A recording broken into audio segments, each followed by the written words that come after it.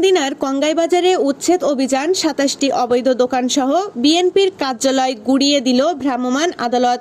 আনিসুর রহমান আনাস, চান্দিনা প্রতিনিধির ভিডিওচিত্রে বিস্তারিত। ২৮ আগস্ট কুমিল্লার চান্দিনা উপজেলার গল্লাই ইউনিয়নের কঙ্গাই বাজারে সড়কের পাশে গড়ে ওঠা অবৈধ দখলদারদের উচ্ছেদ অভিযান চালিয়েছে প্রশাসন।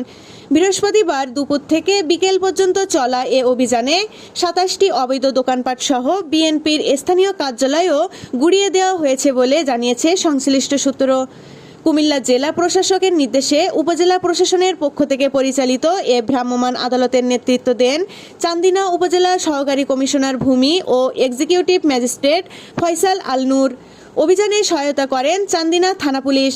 উচ্ছেদ অভিযান চলাকালীন আইন শৃঙ্খলা পরিস্থিতি স্বাভাবিক রাখতে এ সময় উপস্থিত ছিলেন সেনাবাহিনীর একটি দল। প্রশাসন সূত্রে জানা গেছে, কঙ্গাই বাজার এলাকায় দীর্ঘদিন ধরে সরকারি সড়ক ও খাস জমি দখল করে মার্কেট নির্মাণ করে গড়ে তোলা হয় দোকানপাট সহ একটি মার্কেট। একাধিকবার লিখিত নোটিশ দেওয়া হলেও দখলদাররা স্থান ছাড়েননি। শেষমেশ আইন অনুযায়ী ভ্রাম্যমাণ আদালতের মাধ্যমে এসব স্থাপনা উচ্ছেদ করা হয়। এ সময় বিএনপির স্থানীয় কার্যালয়ও উচ্ছেদ করা হয়, যা একটি দোকানঘরের আকারে গড়ে তোলা হয়েছিল এবং সরকারি জায়গায় রাস্তা দখল নিয়ে অবস্থিত ছিল বলে জানান প্রশাসনিক কর্মকর্তারা।